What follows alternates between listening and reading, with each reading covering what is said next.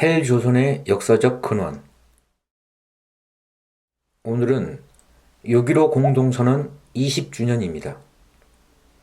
2000년 6월 15일 남북 정상이 해방 뒤 처음으로 만나 채택한 공동선언은 남북 관계에서 획기적인 전환점이었습니다.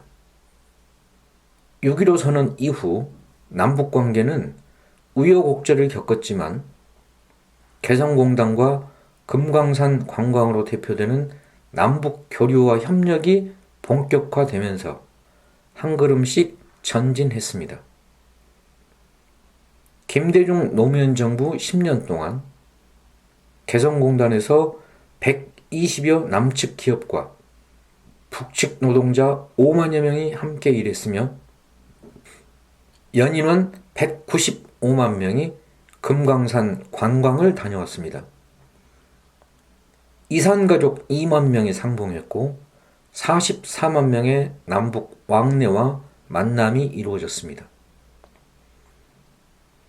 이명박 박근혜 정부 9년 동안 남북 관계는 냉각됐고 한반도에 군사적 긴장이 고조되고 전쟁 위기설이 끊이지 않았습니다. 촛불 항쟁 이후 들어선 문재인 정부는 2018년 세 차례의 남북 정상회담을 실현하여 남북 관계의 복원과 획기적 개선에 합의하였습니다. 또한 정전 상태로 서로 적대했던 조선과 미국이 역사적인 싱가포르 정상회담을 통해 항구적이며 공고한 평화체제 구축을 천명함으로써 평화와 번영의 새 시대를 예고했습니다. 하지만 6.15 공동선언 20주년을 맞이한 오늘 남북관계는 중대한 기로에 서 있습니다. 6.15 20주년을 앞두고 북측은 남조선과 확실히 결별할 뜻을 밝히며 보복 행동을 예고하는 담화를 냈습니다.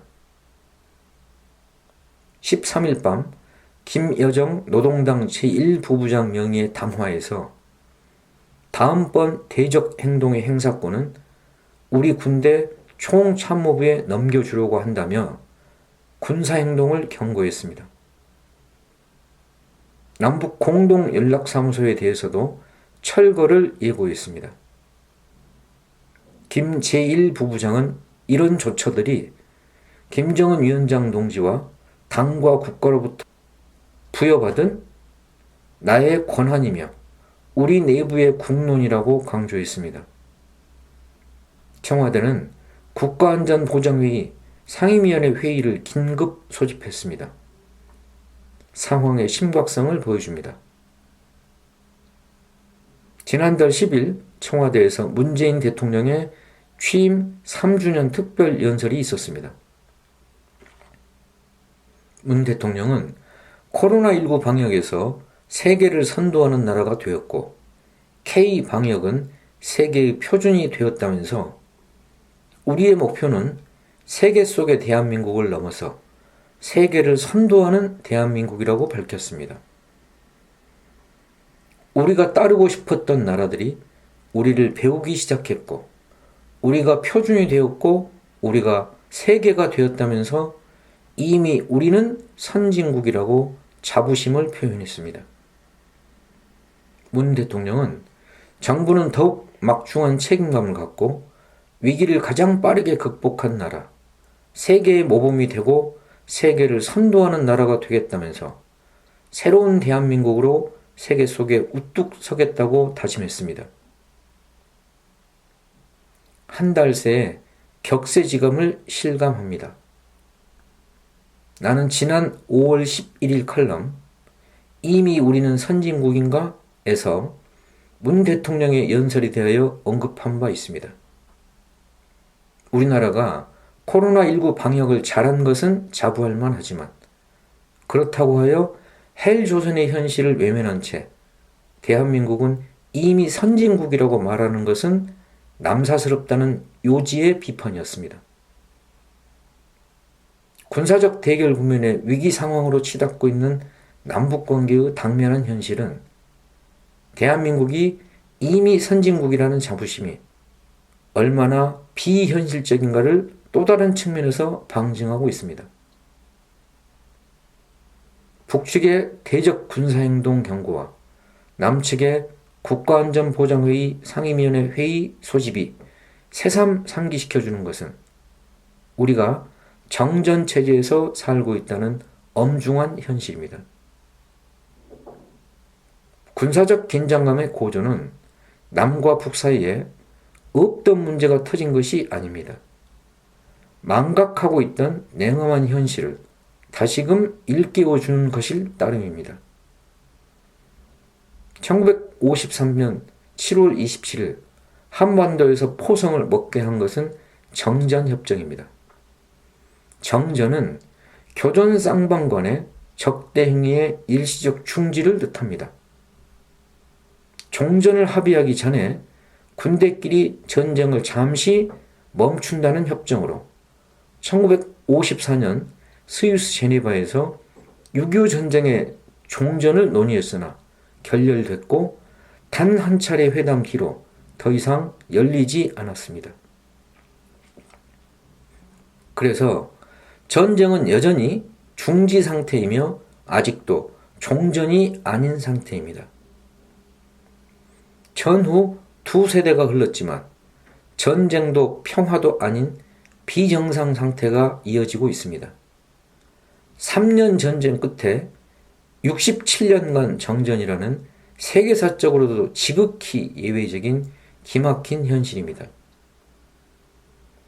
정전으로 총성은 멈췄으되 종전이 아니므로 한국전쟁은 아직 끝나지 않은 전쟁입니다. 정전체제를 평화체제로 전환하지 않는 한 남북관계가 정상적일 수 없는 건 당연한 이치입니다.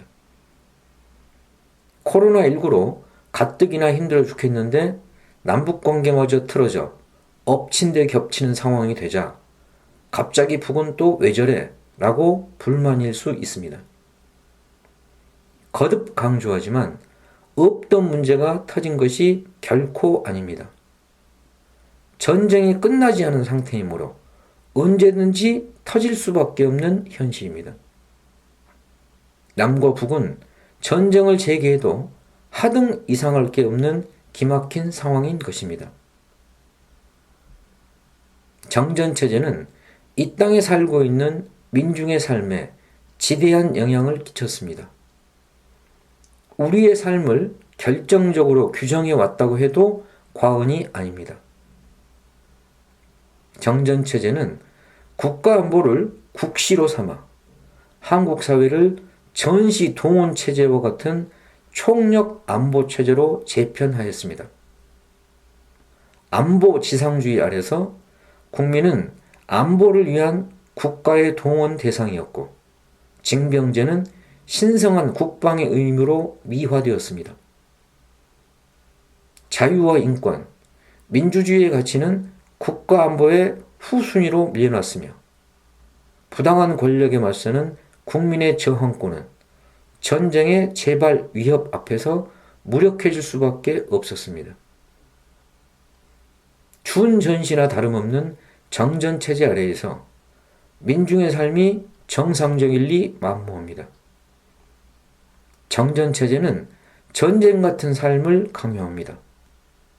한국은 세계 유일의 0점대 출산율의 나라입니다. 한마디로 대한민국은 생명이 태어나 자라기 어려운 불모지나 다름없습니다. 또한 자살률 세계 1위의 나라입니다. 하루 34명, 연간 12,463명이 자살로 죽습니다. 산재 사망자가 하루에 5.87명, 연간 2,142명에 달합니다. 전쟁 같은 삶이 낳은 헬조선의 현실입니다. 헬조선의 역사적 근원이 바로 정전체제임을 실증합니다. 분단국가 대한민국은 반쪽 국가, 곧 반쪽 주권국가에 불과합니다. 일제 식민지로부터 해방되었으나 외세의 개입으로 찢겨진 남북 분단은 온전한 독립과 진정한 주권 회복의 미완성을 뜻합니다. 이승만 단독정부는 일제를 대신한 미국 새 상전의 우산 속으로 다시 들어갔기 때문에 완전한 독립국가가 아니었습니다. 대한민국은 형식적으로는 국민 주권이 보장된 나라처럼 보이지만 실제로는 반의 반쪽의 주권 국가나 다름없습니다. 남북이 분단되었기 때문에 반쪽 주권 국가이며 정치, 경제, 문화는 물론이고 군사 주권마저 없는 나라이기 때문에 반의 반쪽 주권 국가입니다. 문재인 대통령은 취임한 지 2달 만인 2017년 7월 우리에게 가장 절박한 한반도 문제인데도 현실적으로 우리에게 해결할 힘이 있지 않고 우리에게 합의를 이끌어낼 힘도 없다는 사실을 뼈저리게 느껴야 한다고 말한 바 있습니다. 취임 후 첫 외국 방문으로 미국의 트럼프 대통령과 회담하고 연이어 독일에서 열린 G20 정상회의를 마치고 돌아온 직후에 국무회의 자리에서 한 발언이었습니다. 안타깝고 유감스럽지만 한반도 문제에 대해서도 미국의 눈치를 보지 않고 자기 목소리를 당당하게 내기 어렵다는 무력감의 고백의 다름 아닙니다. 전쟁이 일시 정지된 정전체제 아래에서 게다가 군사주권을 미국에게 위임한 상태에서는 우리 정부가 한미 관계에서 자주적인 외교를 펴기 어렵습니다. 촛불혁명으로 들어선 민주정부지만 고작해야 반의 반쪽의 민주에 그치는 국가주권의 한계를 뼈저리게 자각하지 않으면 안 됩니다. 세계화를 통해 우선 대한민국이라도 선진화해보자는 반쪽 시각의 담론은 몽상 속에서나 가능한 비현실적인 꿈에 지나지 않습니다. 그것을 헬조선의 현실이 웅변으로 말해주고 있습니다.